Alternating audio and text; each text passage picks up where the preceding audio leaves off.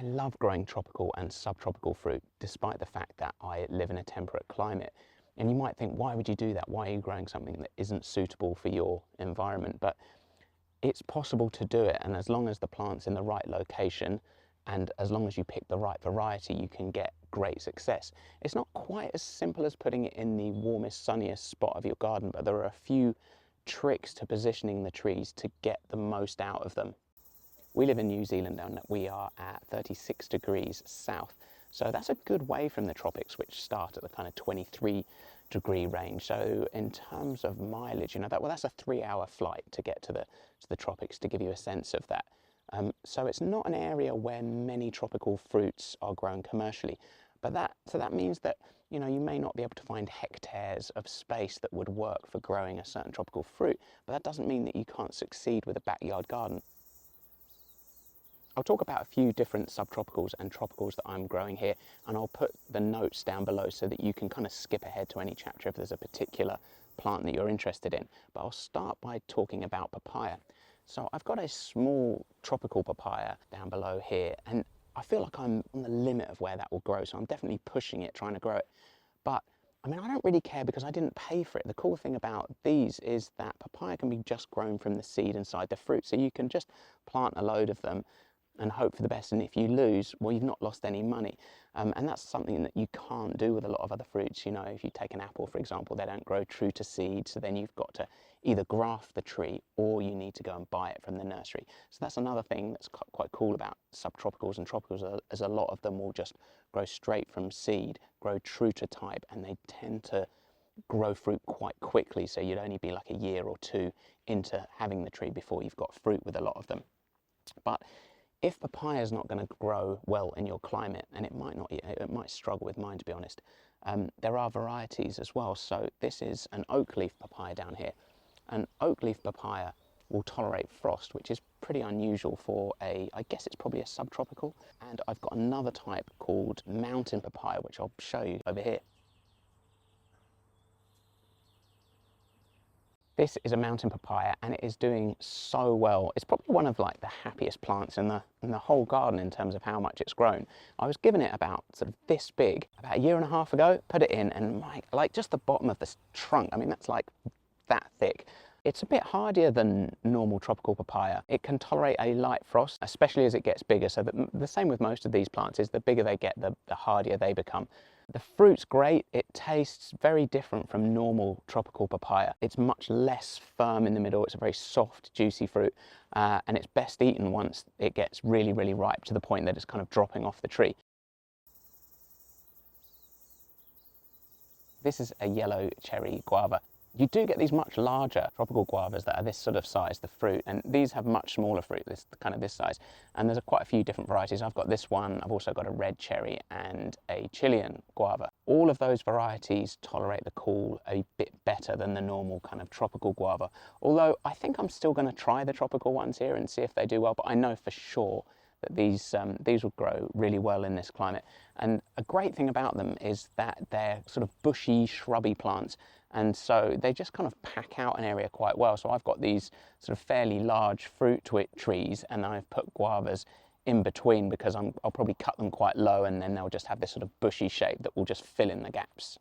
Since I'm on the topic of guavas, I feel like I've got to mention Feijoas. Feijoas are amazing. They're probably my favorite tasting of all of the guavas. They're also called pineapple guava. They're pretty cold tolerant. These all go down to minus temperatures, all the way down to about -10. Yeah, they're just a great fruit. They also tolerate the wind, which is why this one's here right in the wind. I've got bananas growing on this slope, and bananas are frost sensitive. So I've got a few of them dotted around, and it's really about positioning. When I first planted them, I put a few of them in what I thought was, right, it's going to go there because that's the hottest part of the garden. But you're not actually looking for the hottest part of the garden. You're looking for the place that gets the least cold temperatures, and the two things are slightly different. They don't need that much heat. They don't even like being in sort of blasting sunlight. Often they're going to grow naturally within a sort of more jungly kind of environment, but they don't tolerate the cold. So you're looking for a spot that doesn't get those really cold temperatures. And so for me, that's down here. The reason being that the wind comes from the west, so this blocks out all of that prevailing wind, and that's what's going to kill them in the winter. So that's good. The other thing is this is east facing, and the great thing about east facing is that the coldest part of the day is going to be right before the sun rises, and that's when you're most likely, if you are going to get one, that's when you're going to get the frost. And so the fact that the tree is going to have that morning light on it straight away is going to hopefully save it from frost. And I have noticed a difference. The ones that I've got that are north facing, which is for us towards the sun, they've not actually done that well, whereas the ones with the east facing, they just seem to be absolutely cranking along. So I've got high hopes. The other great thing about growing bananas is that they throw up these pups, and they just keep throwing these up, and once you've got a few, you can sort of take some of them away, the small ones, replant it somewhere else, and then you've got this other little kind of group of bananas.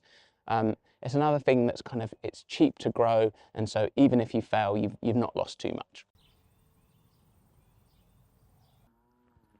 Avocados are absolutely fascinating plants, at least to my mind anyway. Like a plant like an apple, you know, it's been bred for thousands of years by humans, and therefore it's been cultivated for all sorts of different purposes, different needs, different climates. That's not the case with avocados. They've come kind of straight out of the jungle. I mean, even when I think back to, say, being a kid, an avocado, like these days everyone eats avocado on toast in cafes and stuff, and when I was a kid, it was actually quite an unusual thing to have. My mum would very occasionally buy one, and it'd be like, ooh, an avocado, you know. And pretty much the only people back then, to my mind anyway, that used to eat them were Californians. You know, you go to California and everyone's eating them. They've been eating the avocados since, I think, around the 1920s. So originally these came over from the jungles of Mexico and Guatemala.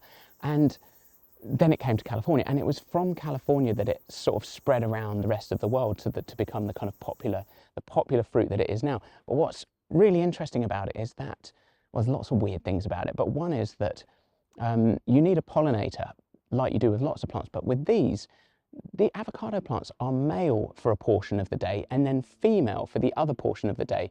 And so you need to find a very specific type in order to pollinate it. I mean, it's not that hard. They are labelled up in nurseries and stuff as an A type and a B type, but you need one A type and one B type. And so they will switch between being male and female, and you need a B to go between the two in order to get them to pollinate, which I just think's fascinating. So if you are going to plant avocado, you need to think about a few things. One being to plant a few flowers or something to attract the bees around them. In this case, I've got borage. Borage is really cool because it flowers with zillions of these little blue flowers, which then attracts the bees, and also as it gets big it just ends up self-seeding, so you don't have to kind of keep planting it every year. So that's a good idea if you're growing avocado. So most of the avocados that we eat that come from the supermarkets are often grown in deserts, which isn't the ideal environment for them. They're just growing them because of the heat, and then they're controlling how much water they put on them, and you need to put an enormous amount of water onto an avocado. They actually grow really well here because we get quite a lot of rain. So if you do have an avocado, you know, you need to kind of keep on top of the watering. They're also not a big fan of sitting in the wet like a lot of tropical plants. So although the water needs to come in, it also needs a way to sort of drain out. Unlike a lot of plants that have a growing season, avocados being tropical, they just grow all year round, but they grow in these little shoots. So nothing will happen for a while. And they call it a flush. They'll suddenly get this flush where it bursts into leaf and it kind of grows a lot, and then it stops for a while, and then it grows a bit more. So, and it depends on your climate as how many flushes you get per year. Obviously, the hotter your climate, the more flushes you'll get. So if your avocado is sitting there dormant doing nothing, don't worry, it's just hanging out waiting for the next flush. This is Tamerillo. It was up here somewhere, and then I managed to kill it over winter. I thought it was completely dead, but it's now starting to come back, which is good. I've got a few of these planted, and I've had the same problem. The deal is I've got clay soil here. They really don't like wet feet, so you do need to kind of make sure you've got decent drainage. I think I'll probably plant another one, and I'll kind of like plant it up here on compost, and then, you know, wall this off with some woods just so that the water can kind of drain out. Burying them deep into clay when you have a kind of a cooler winter is a surefire way to kill one of these. So I don't know whether that will survive, but anyway, they're great fruit. I really like them. They're also called tree tomato.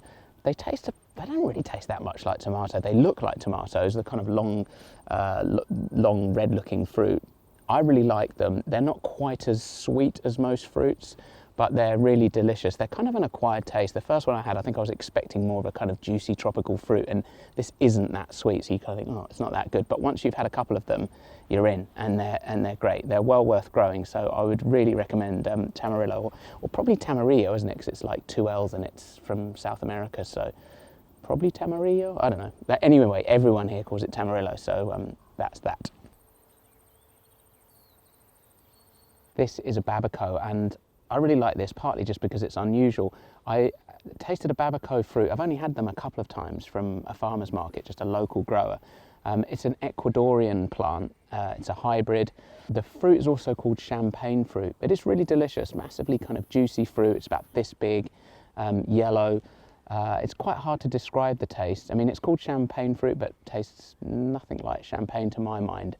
But it's really nice. And I think the reason you probably don't get it in supermarkets is that I'm guessing it's just a bit tricky to get it to market. I think a lot of these fruits that are quite soft are probably quite hard to pick and then get to market quickly enough for them not to have perished. But I'd recommend growing Babaco. I think it's a great fruit if you can get hold of it. You probably can't quite make it out, but nestled away in that little corner down there is a macadamia tree. This was meant to be about tropical fruits, I know, and that's a nut, but still, it's a tropical tree. It's from Australia. Macadamias, as everyone knows, delicious nuts, and they're pretty expensive. So if you can grow your own, then I feel that's kind of a big bonus, really. I bought that tree without knowing anything about it, planted it, and then I read that macadamias take 8 years before you get any nuts off it, and I was a bit disappointed. But then after reading up a bit more, I found out that there's actually a lot of people out there who are cultivating new species of macadamia, which get to produce nuts in just 3 years. There's a lot of research going on into this, and I guess because it's such an expensive product that there's a lot of kind of smart people looking into it. So I bought another tree which says it will give nuts in just 3 years. So to wrap this up, I feel like the key to growing tropical fruits is not to get the plant in the hottest spot. It's really to avoid the frost. And there can be lots of different areas in your garden that can avoid frost. Maybe you've got a wall that kind of retains heat in the day and then will let out a little heat in the night to keep that frost off. Or maybe if a hillside is east facing, so you're going to get the really early morning light. Or if you have a property that's near a water source that doesn't freeze, like down here we have the ocean through a harbour that comes in, and even in the middle of the winter, the temperature of that probably only goes down to about 14. So even if you have a kind of a cool night, you're still going to have that kind of warming temperature for the water, which is just enough to keep that frost away. The frost is really something that's going to kill a lot of tropical fruits, unless you're getting one of the kind of unusual varieties that I talked about.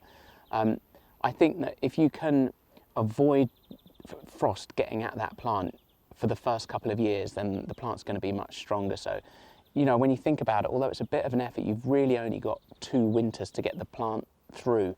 So, if you're right on that borderline between being sort of subtropical and temperate, and you've got a reasonably warm climate, even something like putting frost cloth around the plant overnight, or or even having it in a pot for the first couple of years and bringing it inside is going to just get that plant through the first couple of years. And then after that, they get a lot stronger, and then you don't have to kind of baby them so much. But I think I'll leave it there for this week. Thanks so much for watching. And if you're growing any tropical plants at all, let me know what you're growing, and let me know what latitude you're at. I'm really interested to know how that works. I mean, I'm at 36 degrees south, and that's kind of borderline, really. It's sort of just about on the edge of subtropical, warm, temperate kind of thing. So I'd be interested to know just how far out of that zone where you can live and still grow tropical fruit. All right, thanks so much for watching, and see you next week.